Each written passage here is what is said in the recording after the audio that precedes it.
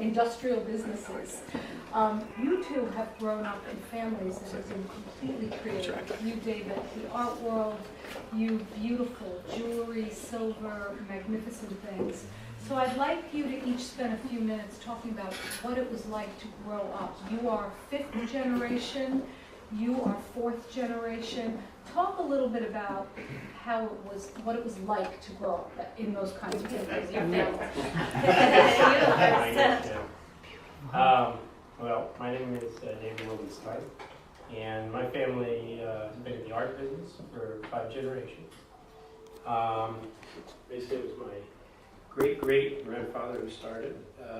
He came out of Alsace, Lorraine, and then moved to Paris when he was about 18 years old, and pretty much started the business from the ground up. With a partner at the time, and really focused on French old masters, and that was really his niche market. And he got started in that, and down the road, I guess the main thing is how has the business evolved over multi-generations was he figured out, other than basically what he did is every time he sold a picture, he saved some of the money from the sale, and he invested in works and stockpiled works. And he figured a long time ago that if I'm just a dealer and I just take works from people and I sell them and just get commissions, that's fine and keep the shop going, but it's not going to build any real wealth. And so what he said is the only way to really create value is to actually hold inventory. And so that's what the family did over multiple generations. And obviously with multiple generations, we dealt with different periods of art. So I still remember stories of them. My great-great-grandfather actually knew Monet. Wow. And they got to meet all of these artists. My grandfather knew Picasso. So they went through all the different periods. The hard part is always is believing in the new art that's coming on when you've experienced all the old masters and blue chip artists that we've all known to come and love. And that's the hardest part as generations keep going, because obviously you have to stay current, otherwise you get past. And I would say the main reason why we're still around after 5 generations is also because, we're also primarily because also the numbers we're actually very small. We're a very small family. How many Fifth people? generation, and we're 6 family members. So the 6th and the 5th generation. Wow. So we're six kids between my cousins and my siblings. So very, very small after 5 generations. Most families tend to blow up, and then it becomes different after the 3rd. So Really interesting story. Thank you. And how about you? Okay, so how was it to grow up in a family business? I would say you get a lot of responsibility, a bit of pressure, especially in the beginning. It can be challenging. It's never easy. How it works in our family, for each generation, there's always one that actually has the gift of the creative, that has in its DNA the gift of the designing and creation. It's kind of like we have it inside of us. So it was my great-grandfather, then my grandfather. He was one of 5 kids, but he was the only one that really had the gift of the design and creation. He was really like, as we say, a Cellini of the time. He had this vision, and he was just an amazing artist himself and jeweler. And then all of the family, my father was the one that actually took the reins after, and he had the gift of the design. And then I have how many? I think I have, how many are we? Wait, we're 6. Yeah, so we're 6. And as a fourth generation, we're 6. But of all of them, me, I'm the only one that always had this passion and had the gift of designing. It's something that it's inside of us. It's not something you can learn. For sure, I went into different studies in art and in jewelry design and how to make jewelry and the business. But at the end, it's inside of me. In fact, I remember going to school and the teachers would tell me, "Listen, I understand you have a passion for your brand, but design something that's not Buccellati, And I was like, I don't know how to do it, would just be very, very hard to kind of do something that is not what we are, what our, like, what I am. So, you know, it's been, I have to say, I didn't have as much pressure from my grandfather and my father because I was a woman. And on their eyes, Talk about that. yeah, I was the first woman. The first So it's woman. always been in the hands of men. It was a very, like, men business, the jewelry, especially in the old days. And when I remember when I go to my grandfather, I say, listen, I really want to do this. I love it. I know that this is what I want to do. And my grandfather looks at me and is like, like, maybe you should go sing, be a singer or be something else. It's like, really? It's like, no, I really want it. And I think because I really pushed and started showing him how much I loved it, he understood. I think on his mind, he was like, you're a woman, you know, you're gonna have kids, you're not gonna be really serious about it. And me, I'm not like that. I'm like super determined. He knows as well. Like, if I want something, I do it. I have 2 kids, but no matter what, I still travel. I do everything. You know, it's difficult because you have to have like a super amazing organized schedule. But I managed to do it. And I have to say that in the last year, he was like, of his life, he was like super happy because he was really proud of me because he said, you know what, you really showed me that you earned this job because you love it, and although you have your private life and all your things and you're young, you still commit 100% yourself to this company. So I have a question for you. We're going to stay on jewelry for a moment before we go to art. Okay. Can you tell us how you create your designs? So do you walk down the street and you see a beautiful piece of nature and it inspires you? Do you sketch at home? Talk to us about how you go through the process of creating sort of the design in your head to the pieces of jewelry you see here. Okay, so there's not one way of how I create. I'm a very, I would say, almost too ADD in a sense because I capture so many information that I just collect and put it together. So it can be from going to Italy, and I go a lot sometimes to the little markets and collect lace, like you know, fabrics and lace, bring them back, and then I start playing with them or doing things. And like, for example, this year I designed this necklace that was inspired by lace. Or for example, we did a collaboration once where I had this idea of getting paintings. We did impressionists and post-impressionists just because it was I was going to ask you, does his more inspired your jewelry? So he gave me a few paintings, and I took 5, and me and my father, we reinterpreted it into jewelry pieces. And the concept was like you're wearing art, like, and you're bringing it with you, so it's part of you. Then it can be fashion. It's definitely the market. So also how the young generation is consuming, the millennials. It's very interesting how the market is working because millennials are less loyal to one brand. They go from one brand to another. They like to mix and match. They like to put super expensive things mixed with maybe very like less expensive things. So it's kind of trying to understand that mindset. And the problem that I find that a lot of brands today are doing is because they don't know how to capture the millennials, they'll go and do a completely different, go in a completely different direction of what the brand identity is.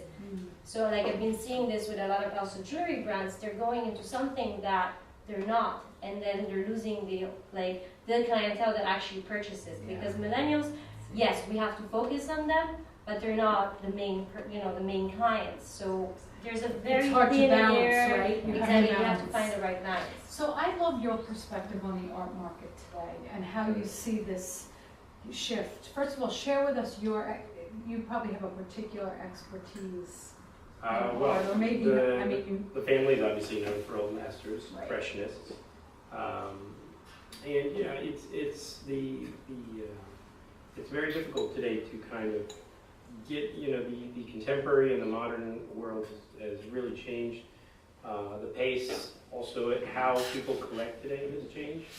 Talk about that a little Yeah, I mean the main thing that we're seeing is that today you're finding that with the amount of information that's out there, more and more buyers are very well educated. They most of the time don't want to really deal with a dealer. They want to do it on their own. it's the same thing with, the same thing that's happening in every sector, where you have disruption to the market, where, whether it's Zillow, where you have access to real estate, where you can go on there and you do all your own research, and then you go out and go buy your house or do whatever. You're cutting out more and more of the middlemen into those equations, and I find that especially with millennials, that's millennials. The older generation used to collect just because it was collecting for art's sake. Millennials look at it really as an asset class. They look at it as buying a piece of artwork. Yes, I like it, but I know that that's what it's worth, and that's probably what it's got potential to go up. So as investment. Yeah, more an investment, and they're more interested in what the end value is going to be than the older generation that was more buying art for art's sake. It's more about collecting. Millennials are really interested in what's going, and it's also about experiences. That's what they want. They want more to experience, whether it's art, art. Especially with artists, you see more like where artists will actually set up more of a, I'd say, an experience for people to come into and really get an We know idea. the millennials like experience. They like experiences. That's what it's about. And that's what it's about. And that's what we're kind of seeing. Also, the online market for sales is also really getting there. What's very interesting is that the average price of artwork that are sold today is around $50,000 and under. The one that everybody talks about is all the sales that happen that are over $1 million. That's the market that preoccupies everybody, because that's what you hear from Christie's and Sotheby's. Of course. But the majority of the market that gets sold is actually online and actually under $50,000. And there's a huge amount of trade that's happening in that market. And it's pretty interesting. You have over close to 400, I think, auction houses between online. Yeah. The only ones you hear about are Christie's, Sotheby's, and Phillips. Those are the only ones that bring in the big news. What we do need is we're still a fairly opaque market.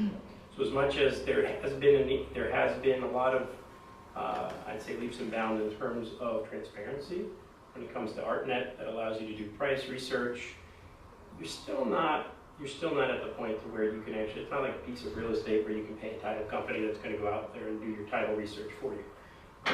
There's still a lot involved, especially once contemporary art, it's easy.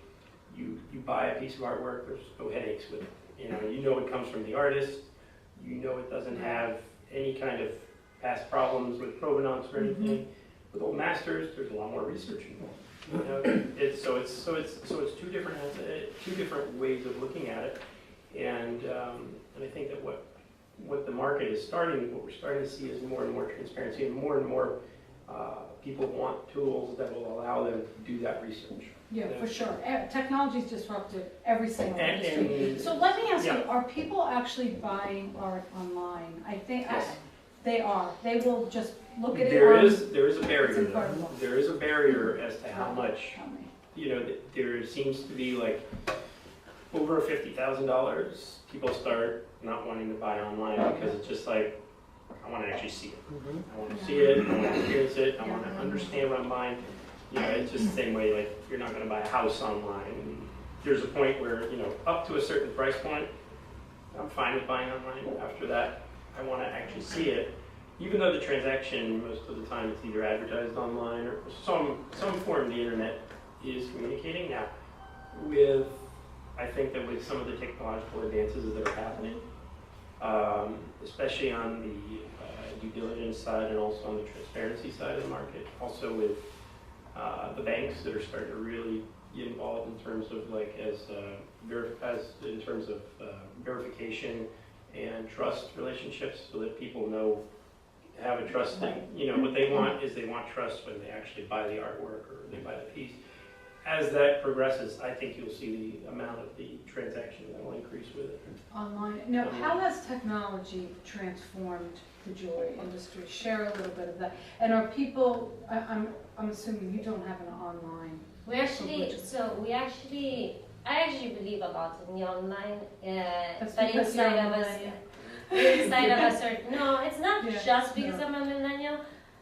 And it's funny because I find also, like, it depends from which market we're talking, because the US, as far as online, is completely different, for example, from Europe. Like Europe, there's definitely not yet that mentality. It's starting, but it's still not as advanced as here. I know there's a lot of big groups in the luxury business that are investing a lot of money into building platforms to sell high-end luxury online. So it's just a matter of time.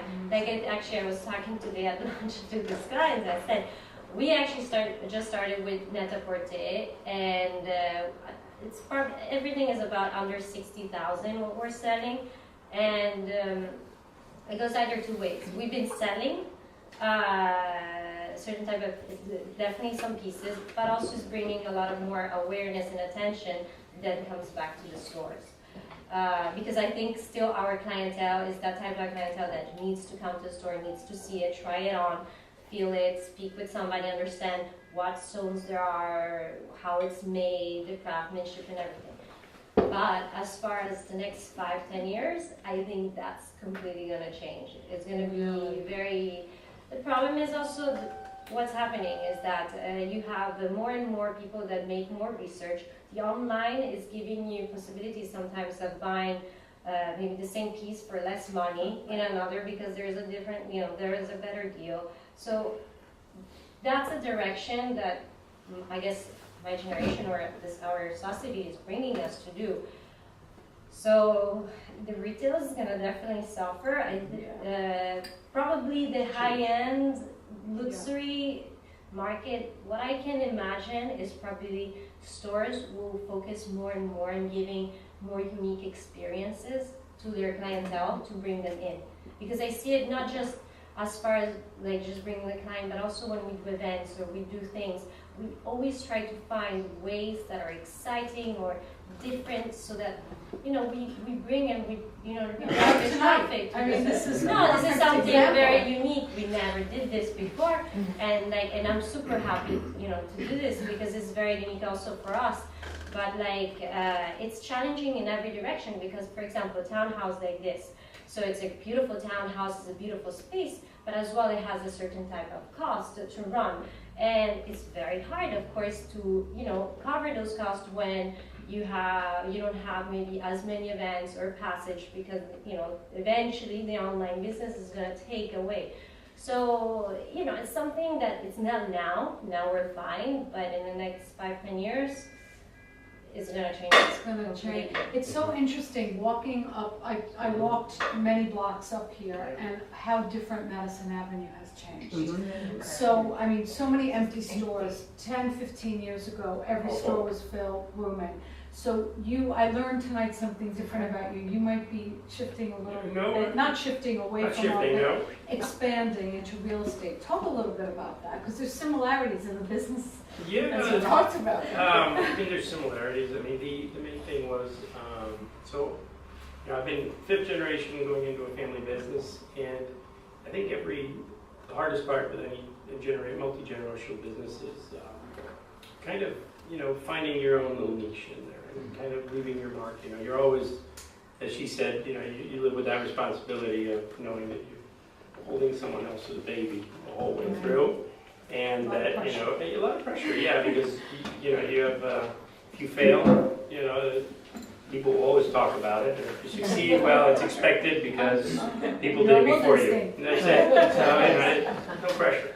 So at that point, just like she mentioned with how things are changing, the same thing happened in the art market in the sense that we didn't, the time of big galleries or big spaces, not needed anymore. Most of the deals that we do are, it's really where we actually meet the client. Half the time today when I sell a work, a customer could be either in Asia, it could be in Europe or anywhere. They'll say, I want to see the picture in Freeport here. I'll be there in 2 weeks. Make sure it's there. He goes and sees it with his art advisor. Then they'll call us the next week and say, yeah, I liked it. No, I didn't like it.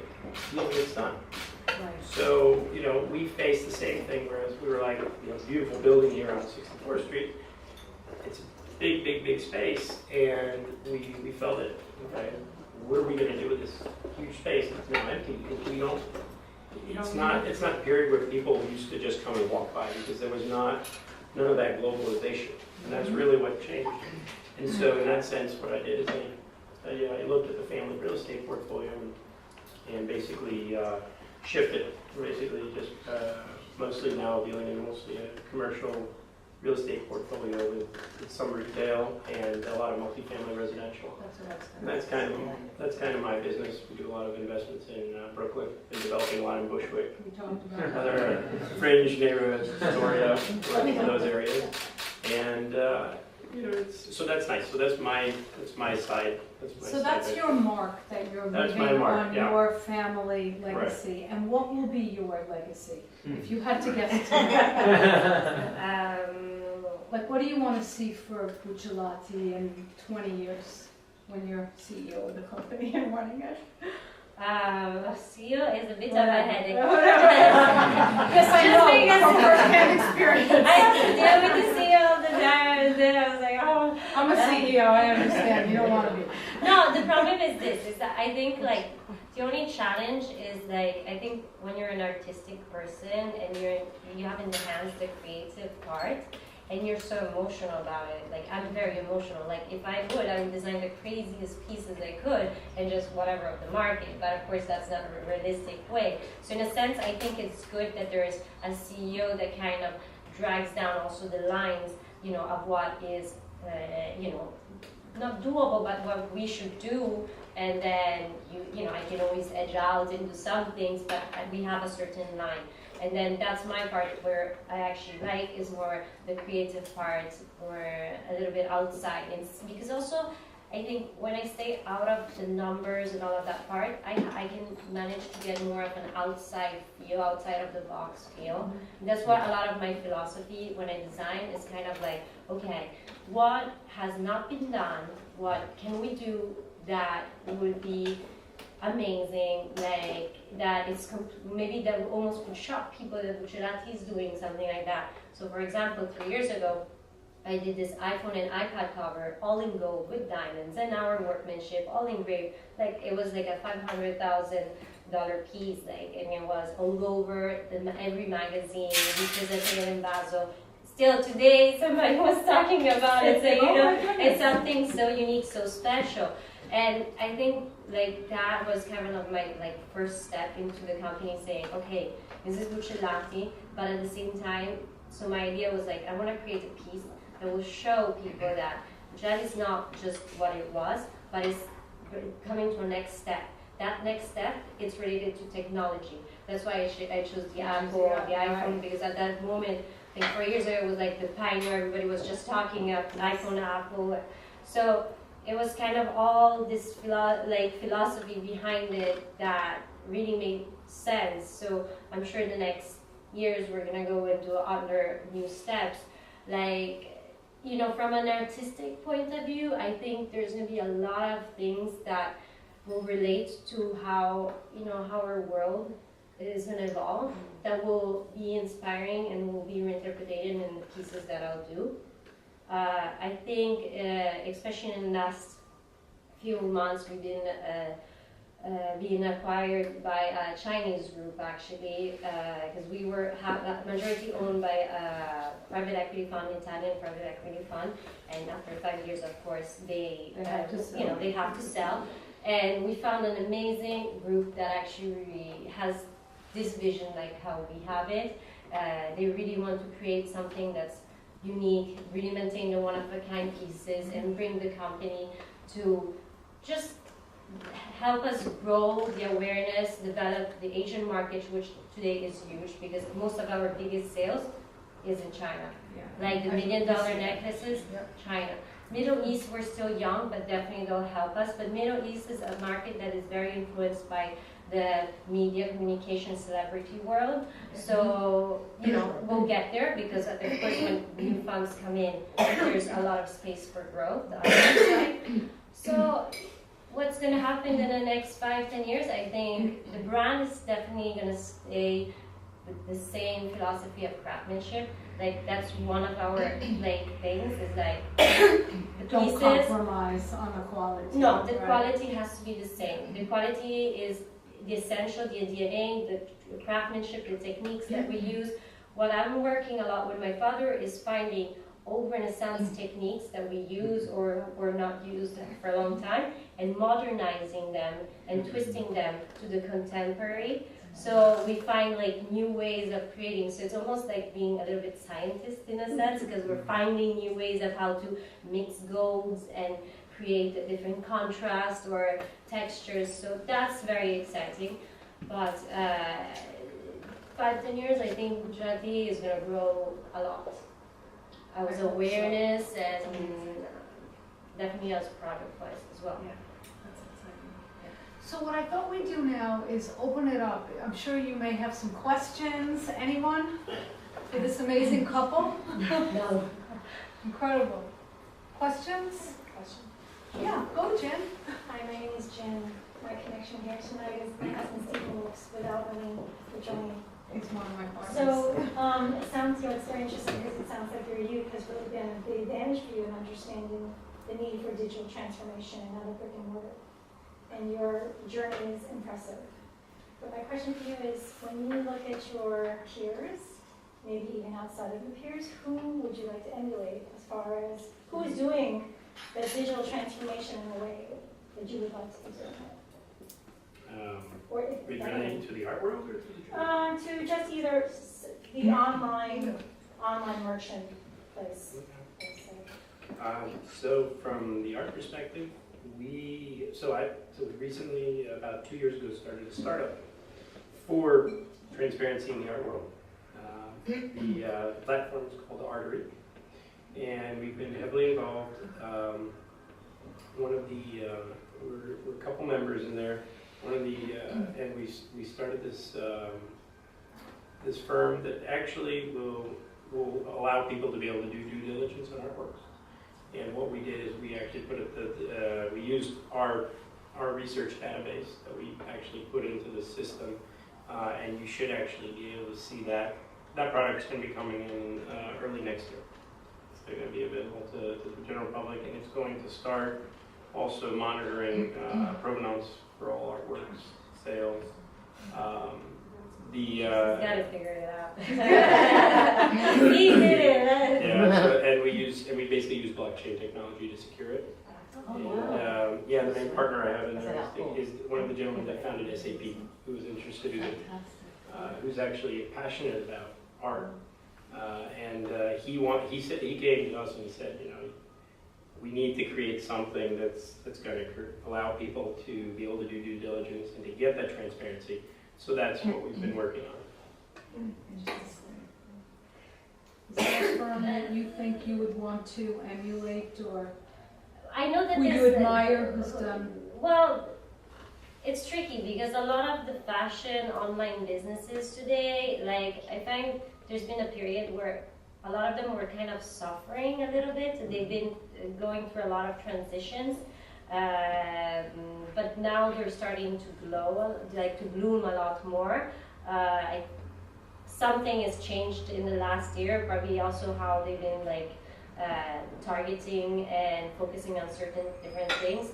I know, for example, from our perspective, on my belief, I always say so there's certain type of products that I believe if we were to sell them online, we would sell so many of them and much faster. So from a business standpoint, it would be definitely, a fast sale, successful, because the product that, it's a product that's under $4,000, $5,000, it's easier to sell. But at the same time, we have to kind of feel, okay, but we have also our retail, we don't want to compromise that. So I think we are still understanding a little bit. Our Net-a-Porter was the first step. Definitely in the future, there's going to go more for that direction. For example, there's this pair of earrings called the Hawaii earrings, which are my favorite earrings. And those, we have so many people that always come to the store and ask for these earrings, and a lot of times we're sold out or we don't have them. So if we were to have better management of the stock and have an opportunity to sell it online, we could sell 10 a day, 20 a day. So I think it's also a matter of organization and having the company have the right structure for that.